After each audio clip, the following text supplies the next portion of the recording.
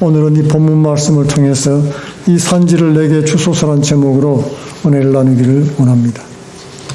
오늘 우리는 성경 이 본문을 통해서 한 사람을 만나게 되지요. 그 이름은 갈렙입니다. 난공불락의 헤브론 산지를 달라고 요구한 장본인입니다. 하나님은 이 갈렙을 통해서 우리 가운데 얼마나 놀라운 일을 행할 수 있는지를 보여주기를 원하시는 것입니다. 갈렙이 가진 몇 가지 신앙적인 특징이 있는데요. 그것을 살펴보고 하나님께서 우리에게 주시는 교훈을 깨닫게 되기를 원하는 것입니다. 첫째, 갈렙은 하나님이 주신 비전 때문에 평생을 충성되이 섬긴 사람입니다. 오늘 본문 10절에서 갈렙은 내 나이 85세라고 얘기하고 있습니다. 우리 모두에게는 조금씩 차이는 있겠지만은 대부분 그 85세보다는 젊죠. 갈렙은 오늘 10절 말씀에서 여호수아에게 고백했습니다. 이제 보소서, 여호와께서 이 말씀을 모세에게 하신 그때로부터 이스라엘이 광야에 생한 이 45년 동안을 여호와께서 말씀하신 대로 내가 죽지 않고 생존하였나이다.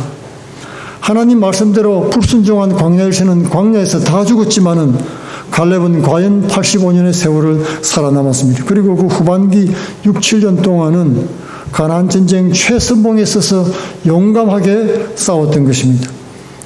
이제 가나안 땅은 거의 다 평정이 되었습니다. 이스라엘 백성들이 장악을 했습니다. 이제 아직 점령되지 않은 곳이 있었는데 그 중에 하나가 바로 이 헤브론 산지였던 것입니다. 이 산지는 960m나 되는 이스라엘에서 가장 험준한 지역이었습니다. 오늘 11절 말씀에 12절 말씀에 보면 그날에 여호와께서 말씀하신 이 산지를 내게 주소서. 당신도 그날에 들으셨거니와 그곳에는 아낙 사람이 있고 그 성읍들은 크고 견고할지라도 그렇게 말했습니다. 키가 크고 몸이 큰 그런 아낙 족손 자손이 살았죠. 이들이 험한 산악지대에 거대한 성을 쌓고 지키고 있었습니다. 그리고 이들은 산악지형에 익숙한 그런 게릴라 전사들이었던 것입니다. 그래서 그동안 이스라엘은 감히 헤브론 산지를 점령할 생각을 못했지요. 20대나 30대, 40대 피가 끓는 그런 젊은 청청년들도 내가 감히 가겠습니다라고 말하지 못했던 것입니다. 만에 하나 누가 나보고 선봉에 서라가 할까봐 두려워 숨고 있던 그런 형편이었습니다. 그때 85세 백발의 갈렙이 나섰던 것입니다. 내 나이 85세로 돼 여전히 40대 청년 때와 같습니다. 그렇게 고백했습니다. 과연 그랬을까요? 그랬는지는 모르겠지만 여러분, 육신의 나이가 85세인 것입니다. 여러분, 노화의 기준이 무엇입니까? 요즘에 건강에 관심이 많아서 서치를 해보는 분이 많은데 이 전문 기관에서 말씀하고 있는 노화의 특징은 놀랍게도 육신적인 것을 말하고 있지 않다는 것입니다.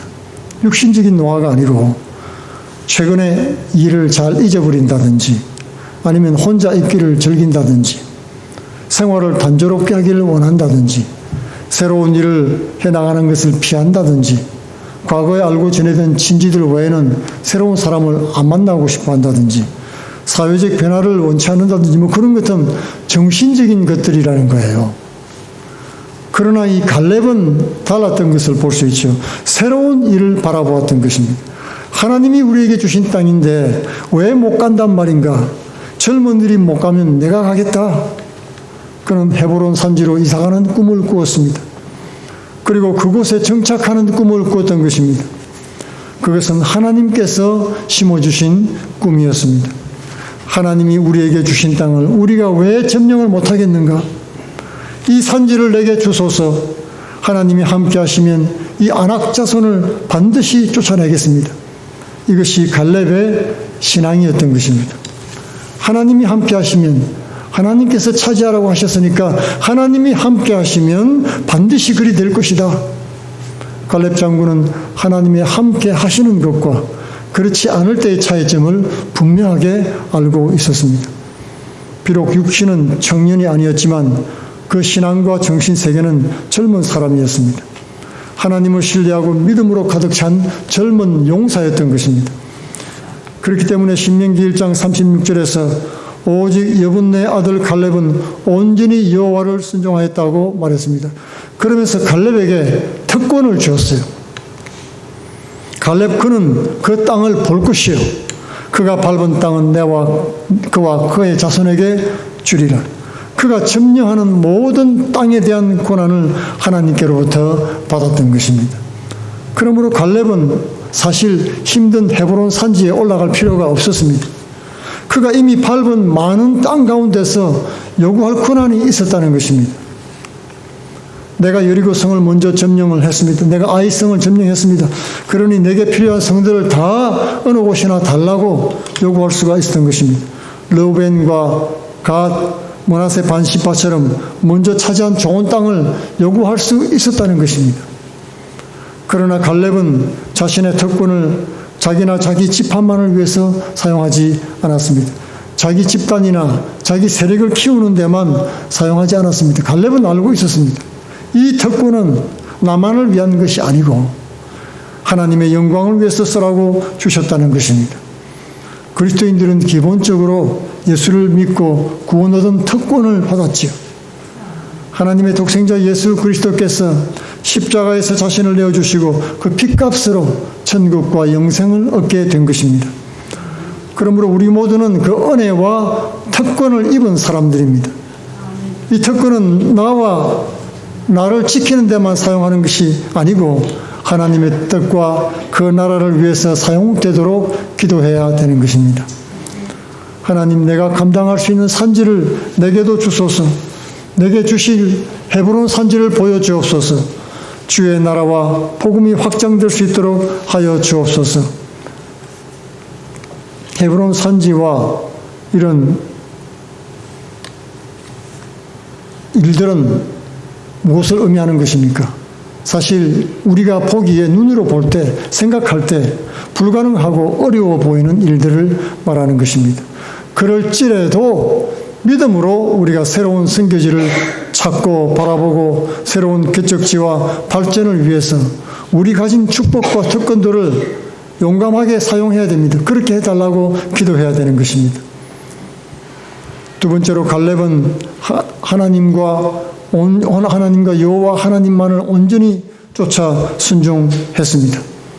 이 세상 사람들은 자기 유익을 쫓아서 모이고 흩어지지요.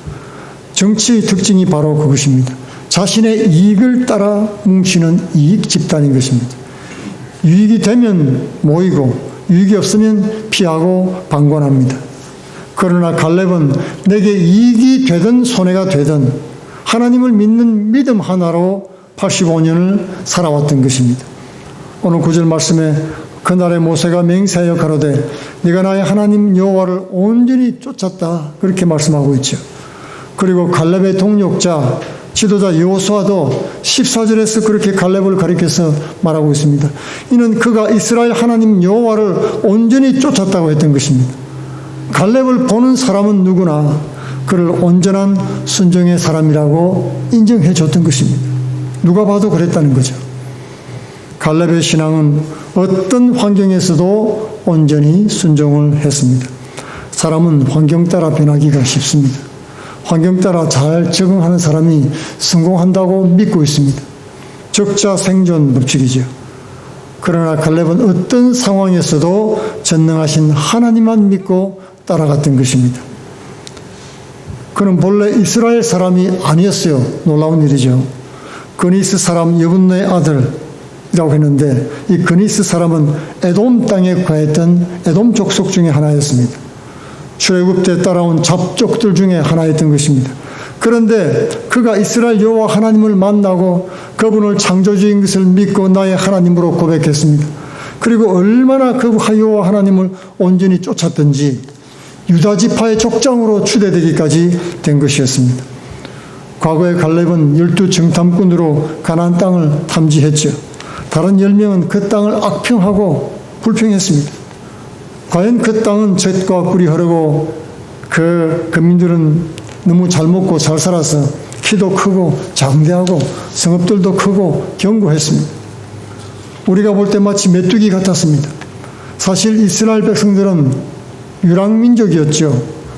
40년 동안 광야에서 하나님이 아침에 만나를 내어주시면 먹고 하루를 견뎠던 그런 백성들이었습니다. 1년 가봐야 이러면 목욕을 몇 번이나 하겠습니까? 그 사막에서. 오아시스는 마시기에도 아까운 물이었던 것입니다. 그런 광야에서 40년을 보냈습니다. 그러니 자신들이 보기에도 메뚜기 같겠죠. 거무튀튀하게 아주 꾀째째한 삶을 살았습니다. 그러나 갈렙은 달랐습니다. 비록 그럴지라도 하나님이 우리를 이 땅에 보내셨으니 반드시 하나님이 함께 하실 것이다. 그렇게 확신했던 것입니다. 그리고 민수기 14장 9절에 담대하게 고백합니다. 오직 여호와를 거역하지 말라. 또 그 땅 백성을 두려워하지 말라. 그들은 우리 밥이라. 그들의 보호자는 그들을 떠났고 여호와는 우리와 함께 하시니 그들을 두려워 말라고 용감하게 이야기했던 것입니다. 그런데 많은 백성들은 그 말씀을 듣고 아멘 하지 않았습니다. 도리어 돌로 치려고 달려들었던 것입니다. 모두가 믿음으로 따라오는 것은 아닙니다.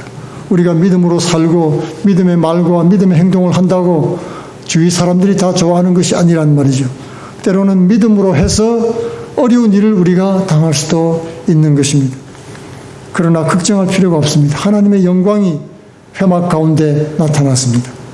그리고 이스라엘 백성들 앞에서 이 여호수아와 갈렙의 믿음이 옳다고 하나님께서 증거해 주셨던 것입니다. 이 갈렙은 자신의 그런 비천한 출신과 어려운 환경에서도 믿음이 흔들리지 않았습니다.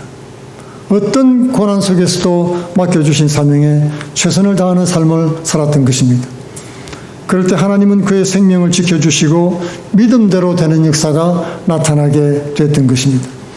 세 번째로 갈렙 신앙의 특징은 겸손한 것입니다.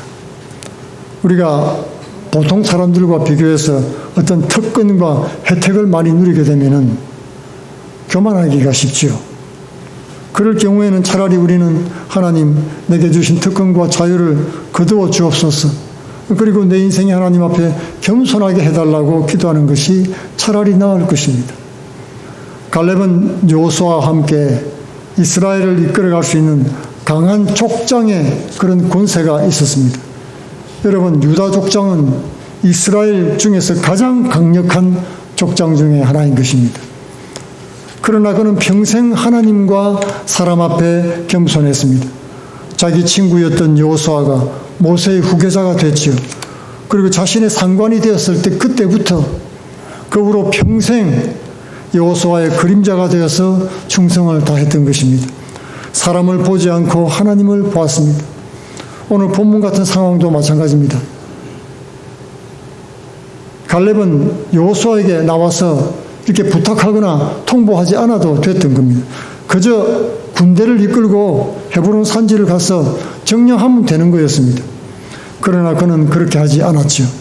하나님 은혜에 의지해서 여호수아 앞에 무릎을 꿇었습니다. 그리고 헤브론 산지를 주소서 그곳을 점령하게 해달라고 간청을 한 것입니다. 오늘 갈렙의 신앙을 통해서 우리가 깨달을 수 있는 것이 있죠. 우리가 하나님 앞에서 겸손한 것, 그리고 나의 교만을 꺾고 하나님의 은혜를 구하는 그런 신앙이 얼마나 아름다운 것인가를 아는 것입니다. 그 하나님이 그 모습을 기뻐하셨다는 것이죠. 여호수아 장군이 위대한 사명을 감당할 수 있게 된 것도 바로 이 갈렙 같은 겸손한 믿음의 장수가 곁에 있었기 때문인 것입니다. 그를 겸손하게 보좌하면서 돕고 격려했습니다. 여호수아 혼자 한 것이 절대 아니라는 것입니다. 사람들이 가장 어려워하는 산지가 있을 때 그 일을 내가 감당할 일이라고 믿었습니다. 아무도 하려 하지 않은 일을 맡아서 했다는 것입니다. 어떤 상황 속에서도 갈렙은 특권만 누리고 자리 보존하지 않았습니다. 하나님이 맡겨주신 사명을 중단하지 않았습니다. 평생을 오직 2인자로 살며 섬기면서 살았던 겸손한 장수였습니다. 우리도 모두 갈렙같이 하나님이 주신 비전을 마음속에 품으시기 바랍니다. 그리고 온전히 따르고 순종하는 겸손한 믿음의 일꾼 되시기를 축원드리겠습니다. 기도하겠습니다. 하나님 아버지 이 시대에 갈렙 같은